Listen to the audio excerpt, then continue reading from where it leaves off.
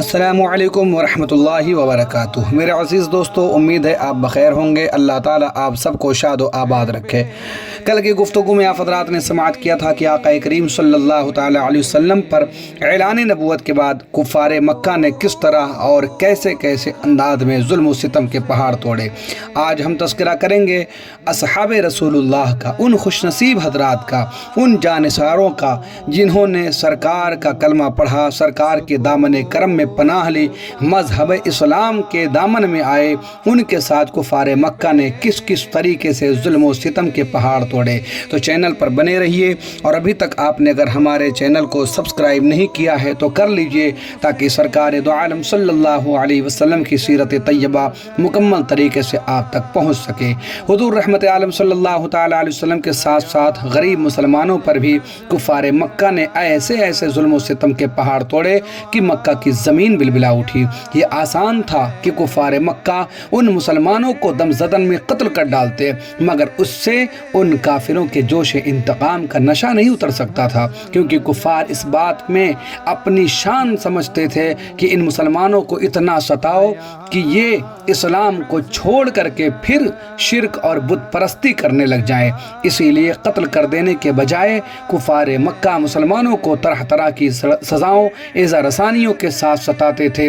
मगर खुदा की कसम, शराब तौहीद के उन मस्तों ने अपने इस्तिक़लाल व इस्तिक़ामत का वो मंज़र पेश कर दिया कि पहाड़ों की चोटियां सर उठा उठा करके हैरत के साथ उन जानिसारान इस्लाम के जज्बे इस्तिक़ामत का नज़ारा करती रही। संग दिल, बेरहम और दरिंदा सिफत काफिरों ने उन गरीब और बेकस मुसलमानों पर जबरो इकराह और जुल्म व सितम का कोई दक़ीक़ा बाकी नहीं छोड़ा, मगर एक मुसलमान के पाए इस्तिक़ामत में ज़र्रा बराबर तज़ल्ज़ुल पैदा न हो सका, और एक मुसलमान का बच्चा भी इस्लाम से मुँह फेर करके काफिर व मुर्तद नहीं हुआ।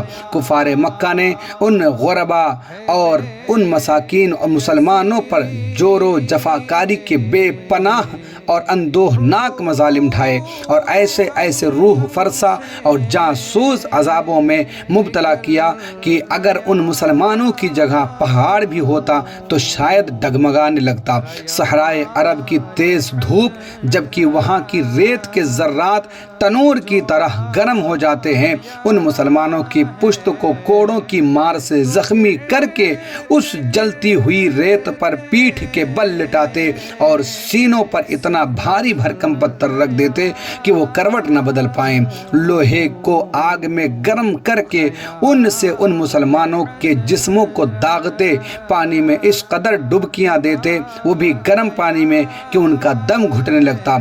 चटाइयों में उन मुसलमानों को लपेट कर उनकी नाकों में धुआं देते, जिससे सांस लेना मुश्किल हो जाता और वो कर्बो बेचैनी से बदहवास हो जाते। मेरे दोस्तों, इस तरह जुल्म व सितम किया कुफ़ार मक्का ने, मगर वाह रे इस्लाम के वो शहजादगान और इस्लाम के वो जियाले जिन्होंने अपने